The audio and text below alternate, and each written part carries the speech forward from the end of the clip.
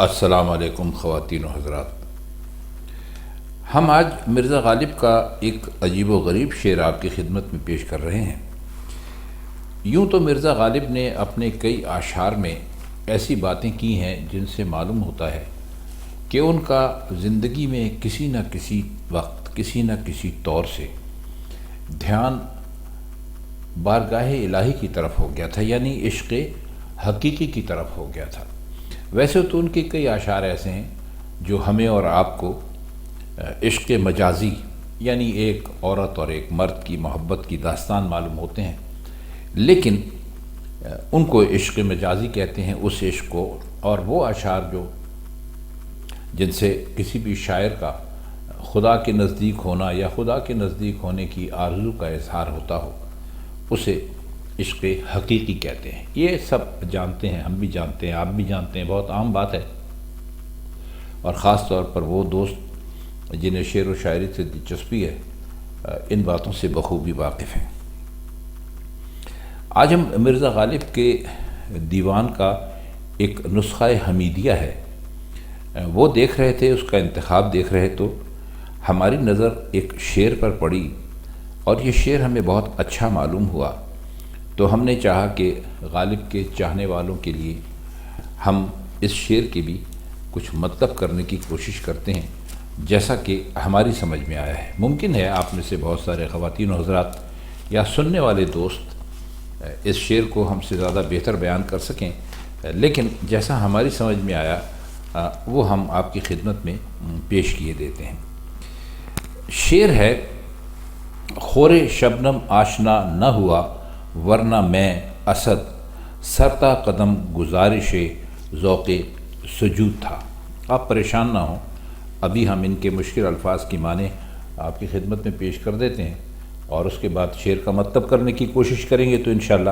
یہ شعر آپ کی سمجھ میں ضرور آ جائے گا۔ خور کہتے ہیں سورج کو یا آفتاب کو، شبنم اوس کو کہتے ہیں، یعنی وہ قطرے جو ٹھنڈ کی وجہ سے رات کو پانی کی صورت میں چیزوں پر گرتے ہیں اور انہیں گیلا کر دیتے ہیں۔ آشنا کا مطلب ہوتا ہے واقف ہونا، دوست ہونا یا تعارف ہونا۔ سر تا قدم کا مطلب ہوتا ہے سر سے لے کر پاؤں تک، اور گزارش کہتے ہیں درخواست کرنے کو۔ ذوق سجود کا مطلب ہوتا ہے سجدے کرنے کا شوق۔ اب سجدہ جمع ہے، سجدہ واحد ہے سجود کا، یعنی اگر ایک لفظ سجدہ ہے اور ایک سے زیادہ سجدے ہوں تو انہیں سجود کہتے ہیں۔ اب فرماتے یہ ہیں، اپنے آپ سے مخاطب ہیں کہ اے اسد، یعنی یہ اس زمانے کی غزل ہے کہ جب انہوں نے غالب تخلص کرنا شروع نہیں کیا تھا اور اپنا جو اصل نام تھا اسد اللہ خان، اس کے نام سے اپنے اشعار، ان کے جو مقطع تھا اس میں اپنا نام استعمال کرتے تھے، کہیں پر صرف اسد استعمال کیا ہے اور بہت جگہ پر پورا نام استعمال کیا ہے۔ وہ شعر آپ کو یاد ہوگا: مارا زمانے نے اسد اللہ خان تمہیں، وہ ولولے کہاں وہ جوانی کدھر گئی۔ تو اس طرح انہوں نے بعض جگہ پر اپنا پورا نام بھی اس میں استعمال کیا ہے۔ تو ہم بتا آپ کو یہ رہے تھے کہ انہوں نے اسد کا جب تخلص کرتے تھے تو اس وقت انہوں نے یہ شعر کہا تھا۔ اب فرماتے یہ ہیں اپنے آپ سے مخاطب کو کہ اے اسد، میں تو سر سے پاؤں تک سجدے کا ذوق پیش کر رہا تھا۔ سجدے کے ذوق سے اس جگہ پر غالب کی مراد ہے اپنے آپ کو بارگاہ الہی میں پیش کر دینا، یعنی اپنے آپ کو خدا کے دربار میں پیش کر دینا، وہ سارے کام کرنا جن سے کہ رب خوش ہو، اور اتنا خوش ہو کہ وہ آپ کی عبادت کو یا آپ کے سر جھکانے کو یا آپ کے سجدوں کو اپنی بارگاہ میں قبول کر لے۔ اب اس کے آگے جنہوں نے کہا کہ یعنی میں تو ہمتاً سجدہ بن گیا تھا، لیکن افسوس کہ آفتاب نے میری شبنم سے شناسائی پیدا نہ کی۔ اب اس کا مطلب کیا ہے؟ اس کا مطلب یہ ہے، آفتاب آپ جانتے ہیں کہ سورج کی روشنی جو ہوتی ہے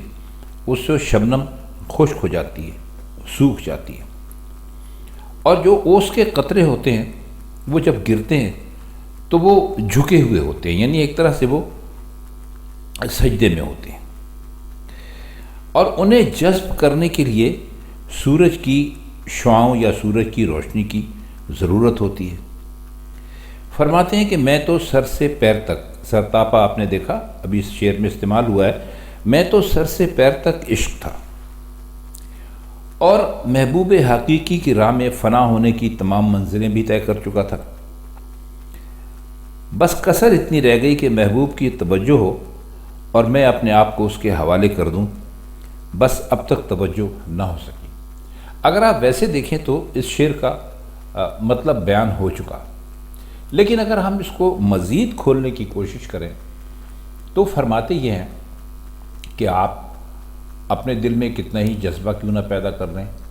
حق کا راستہ تلاش کریں، اس راستے میں جو کانٹے ہوتے ہیں ان میں آپ کے پاؤں زخمی ہو جائیں، آپ دنیا کو چھوڑ دیں، یعنی دنیا کے جتنے بھی تکلفات ہیں، گھر میں رہنا ہے، بیوی بچوں والی زندگی ہے، یا جو انسان کے دوسرے جو معاشرتی طور ہیں یا انداز ہیں یا طریقے ہیں، آپ ان کو چھوڑ دیں اور اپنے آپ کو صرف اللہ کی یاد میں گم کر دیں۔ لیکن، اور یہ ایک بہت بڑا لیکن ہے، اس وقت تک آپ کو اپنی منزل نہیں مل سکتی جب تک کہ آپ عشق کا دعویٰ کریں اور وہ دعویٰ خدا کی بارگاہ میں یا خدا کے دربار میں قبول نہ ہو، تو وہ ایک طرح سے آپ کی جو ساری مشق ہوتی ہے یا جو ساری ایکسرسائز ہوتی ہے وہ بیکار چلی جاتی ہے۔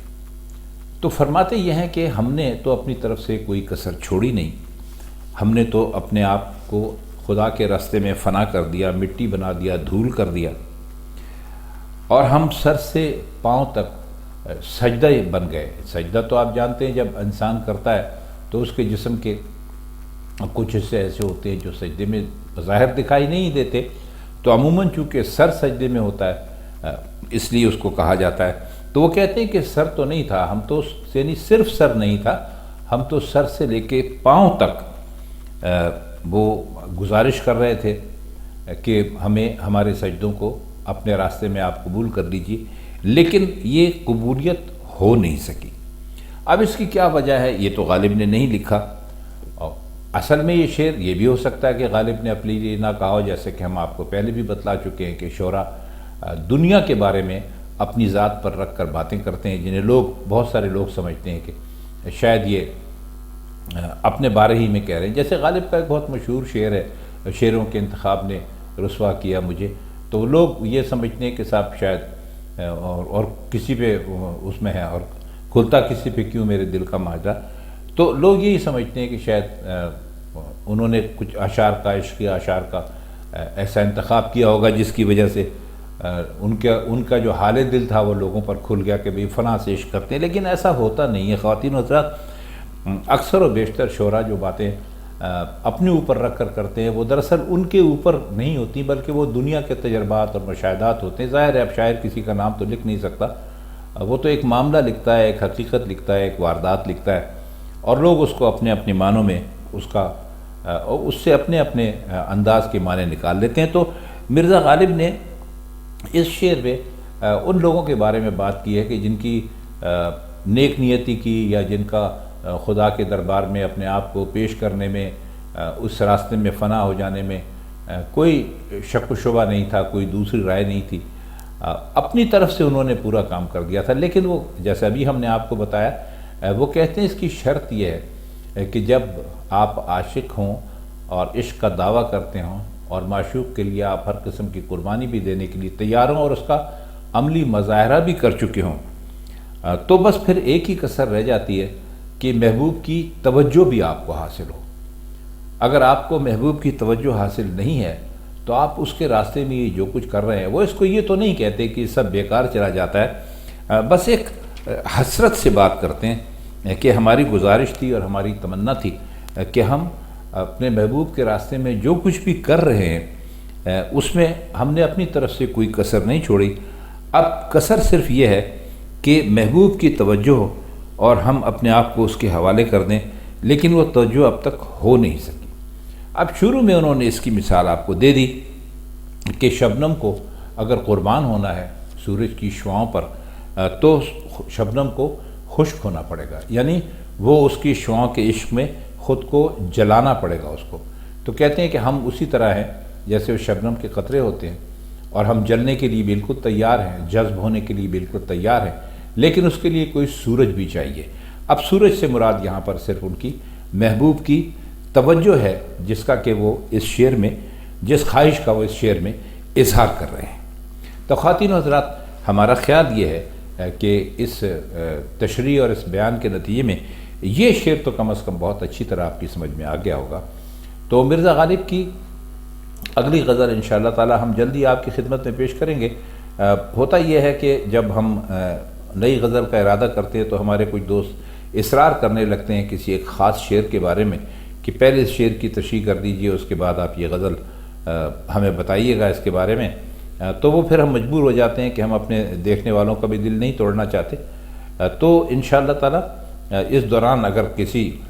خاص شعر کی بہت زیادہ فرمائش نہ آ گئی تو اگلی غزل کے ساتھ انشاءاللہ ہم جلدی آپ کی خدمت میں حاضر ہوں گے۔ تب تک کے لیے چاہتے ہیں ہم آپ سے اجازت۔ خدا حافظ۔